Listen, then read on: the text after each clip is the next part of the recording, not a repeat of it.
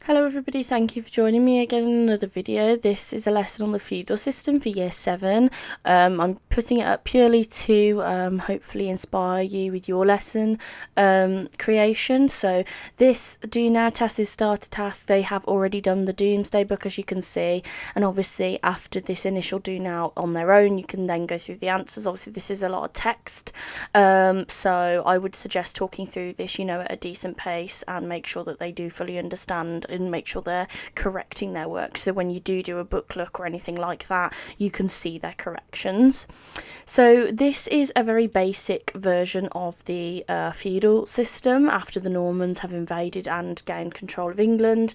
This is a chance for them to copy down the feudal system pyramid and make sure they understand the services that are going back and forth between all categories, and we've got a little bit of a fact down the bottom here with the title, so just make sure that they understand this is a simplified version, but also this is a chance for them to copy this down, and also you can maybe include some of the images as well if you wanted to, and get them to draw them, depends what you want.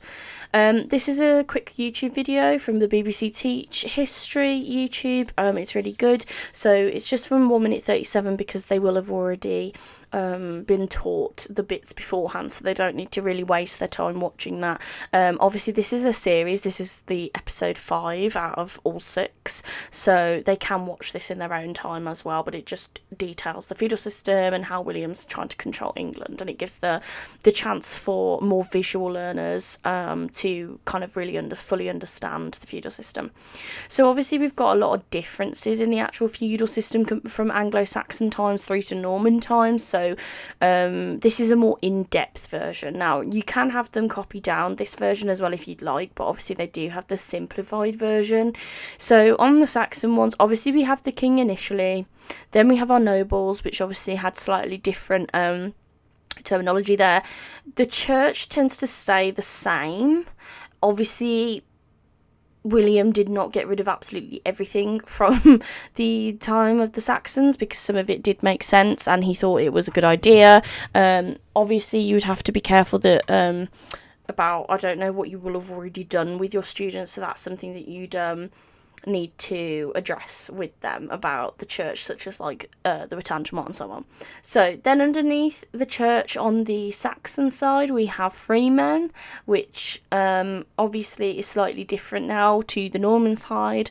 We also have peasant farmers underneath that, and then we have slaves, whereas obviously compared to the Norman side we have the king, we have nobles, church again, knights, and then our peasants at the bottom. So a good question to ask is, why are there no slaves?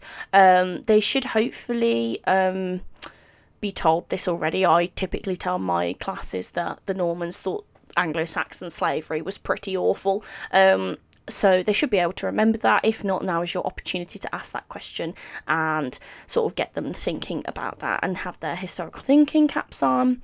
So this bit is a little bit more in-depth. So this bit is optional as to how much you would put on it.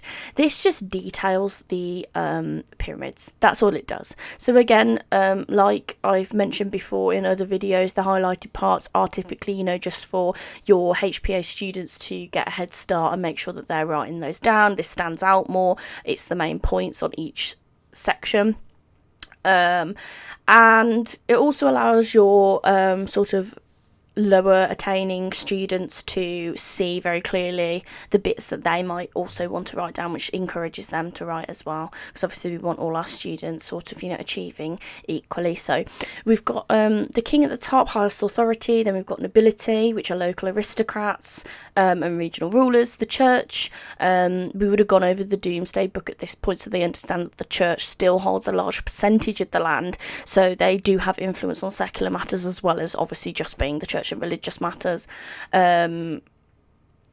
So then we've also got freemen, so free peasants who own the land. They're not bound to land like the people are beneath them, but they're also lower than nobility.